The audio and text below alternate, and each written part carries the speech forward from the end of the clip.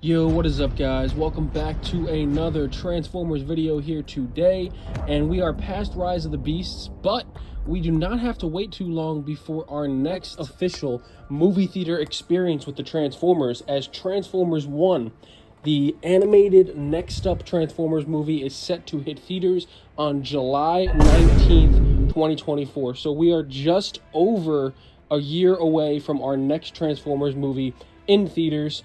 Also kind of funny because I believe Transformers Rise of the Beast just hit digital today, but I was waiting a little bit to put out this video because I wanted to see if more information would come out about Transformers 1, as we have gotten some information over the last couple months leading up to Rise of the Beasts and around that kind of same time period. But not too much more has come out about this movie, nothing too crazy. So I'm just going to go ahead and break down everything we do know about it so far, talk about the cast, talk about the story we know, talk about the animation and the actors, of course. But without further ado, let's get right into it. Transformers 1 will be an animated prequel movie depicting the early days on Cybertron, and it will not be featuring Megatron and Optimus Prime per se. Well, it will, but they will be known as Optimus Primal, Orion Pax and Megatronus. And this is, of course, the early days of when they are still very young, and the movie will kind of go into their friendship, and of course how their friendship leads into the inevitable war of Cybertron and the formation of the Autobots and Decepticon factions.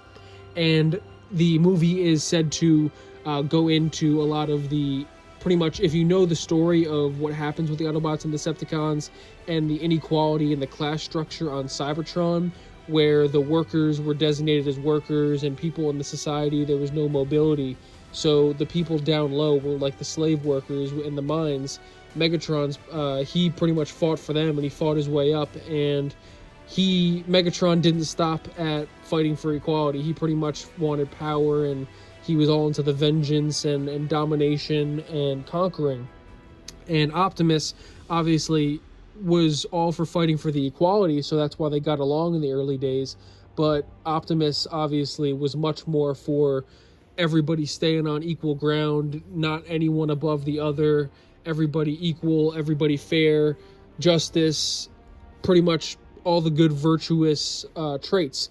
And that's where they really had that split and became enemies, and it went from there. So this story is going to probably dive into a lot of that. And as I'm looking through this article, we see the producers talking about how he actually wants it to be somewhat of a trilogy. So depending on how well it does, maybe we'll get a whole trilogy of these prequel animated movies. But we're also going to be getting Alpha Trion and Sentinel Prime. In this article, I believe, falsely labels Sentinel Prime as a primary antagonist, whereas obviously we saw antagonist Sentinel Prime in the Dark of the Moon movie, and in some depictions like Transformers Animated, he wasn't an antagonist, but he was more of a dickhead to Optimus. And that's definitely where I feel like this article is getting that from. I don't think that in Transformers 1 that Sentinel will be at all an antagonist character. I think, if anything, he will be more of like the acting Prime at a time, because we know Optimus is not going to be a Prime yet. He's just Orion Pax. So I think Sentinel will be the Prime, the acting Prime, the main pupil of Alpha Trion, before Alpha Trion obviously takes all of them under his wing, because not many people know Megatronus was also a student of Alpha Trion, but then Alpha Trion at the very end ends up choosing Orion Pax to become a Prime, which really pisses off Megatron and sets him off the deep end, which makes him have even more animosity towards his former best friend. But moving on. Transformers 1 is still in production, and Paramount Pictures recently pushed back on the release. It is set to release, the original release date was July 2024, but is now set to roll out in September 13th, 2024. The reason for the delay is unclear, but it may have to do with delays to the recently released Rise of the Beast. So, yes, Rise of the Beast was also delayed. I think it was delayed like an entire year at the point that it was actually pushed back. But Transformers 1 was pushed back from summer of 2024 towards more of the end of the year, quarter 4 of 2024. But have no fear, when Transformers 1 does come out, it will come out with a bang on the big screen. After its theatrical run, it will be available on video on demand. Considering it's a Paramount picture, has a high chance on ending up on Paramount Plus, and of course you'll get a DVD and all that other fun stuff. Moving on to perhaps the biggest and most interesting part of this is the cast. Transformers 1 is made up of a star-studded cast, making it all the more appealing to audiences. With the film being animated, this allowed creators to recast some roles. So Chris Hemsworth, of course, if people did not hear that, Chris Hemsworth will be voicing Optimus Prime. I believe most likely it's going to be Orion Pax, but most casuals have no idea who that is. So they're going to keep calling him Optimus Prime because it is Optimus Prime, but we know it's Orion Pax. So I'm going to keep saying Optimus Prime, but you know I'm talking about Orion Pax. But Chris Hemsworth has also confirmed that it will not be his Australian accent. He will be doing an American accent, but he also said it will not sound necessarily like Peter Cullen, and that's a good thing. But Orion Pax does not sound like Peter Cullen. It's like pretty much two different characters. The same way Hot Rod doesn't sound like Rodimus Prime. They sound different because they're like different characters. It's the power of the Matrix and the power of being a Prime changes them physically, and it changes their voice. So that's not that big of a deal. But Chris Hemsworth did also say that there will be hints of the classic Prime in there, but of course he's just going to sound a lot younger. Prime, it's pretty much like young adult Prime, young teenage Prime. Like it's not seasoned war veteran Autobot leader for thousands of years Optimus Prime. We're nowhere near that. So this is a different character than we know, and I think Chris Hemsworth is going to do a very good job. I'm very optimistic about that. Then, of course, we do have Scarlett Johansson playing Alita 1, and I do have to say both ScarJo and Chris Hemsworth have said that one of the big things that attracted them to the role was the animation style and the story.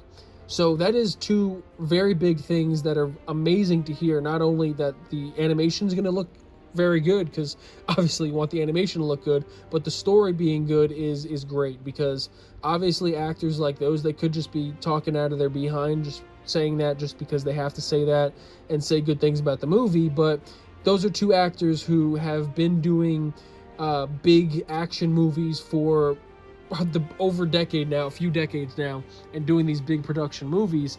So I don't think they're just going to be lying about nonsensical animation movies that it doesn't really matter to them to be doing these things. And Chris Hemsworth said personally his kids really convinced them even more to do this role. I mean, they said it themselves, it's Optimus Prime. You can't turn down being Optimus Prime. But continuing down, let me see what it says about ScarJo as Alita, a fellow member of the Autobots.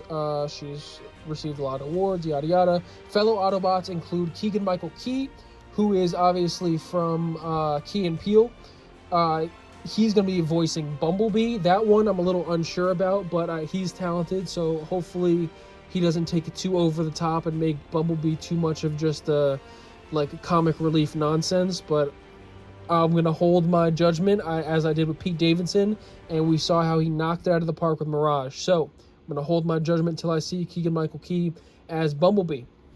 But after that, we've got Laurence Fishburne, amazing actor from The Matrix. He was also in Ant-Man and the Wasp, as he's going to be playing Alpha Trion.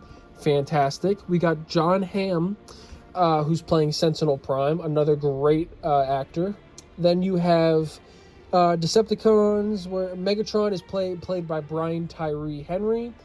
He was in the show Atlanta, and he was also in Eternals. He played, I believe, Phastos in Eternals, and we're obviously going to get more Autobots and probably eventually Decepticons, but these are just the most prominent of the announced voice cast at the moment. Transformers 1 is written by Andrew Barrer and Gabriel Ferrari, who have previously collaborated, with their biggest success being, Ant-Man and the Wasp. So not the greatest movie. But additional writers include Steve Desmond and Michael Sherman, who have worked on short films together, such as Monsters and the feature film Knock at the Cabin. I'm not going to fully judge them on Ant-Man and the Wasp, because obviously you can't put the full blame of how not good of a movie that is on them, but not the most optimistic about that. Producers include numerous people, but of course Michael Bay will be a producer on this. The person who produced How to Train Your Dragons will be doing this, as well as X-Men. So that's cool to hear.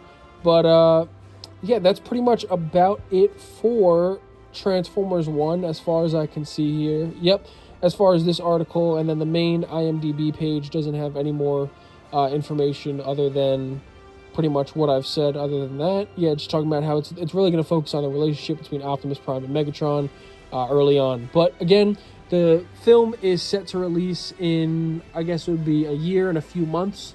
It would have been around exactly a year and a couple days if it actually came out on time, but of course it's getting pushed back a few months, which is unfortunate. But if it means they're going to make it better and it's going to be the best possible product it can be, who's going to complain about that? We're getting Transformers movies within just around a year of each other, between Rise of the Beasts and Transformers 1 next year, and then hopefully even Rise of the Beasts sequel in the year after that, being 2025, or even 2026 if we have to wait another year just to make it even better. But as Transformers fans, we're getting a lot of good content right now, and it's just a good time to be a Transformers fan. That's really about it. But that's pretty much all the information we have about Transformers 1 right now. I will definitely be covering any and everything else that does come out about this going forward, especially including stuff with the cast and what they have to say about it. But like I said, that's all I have to say in this video here today. Let me know what you guys think in the comments down below. Likes, dislikes, anything is appreciated. And until next time, peace.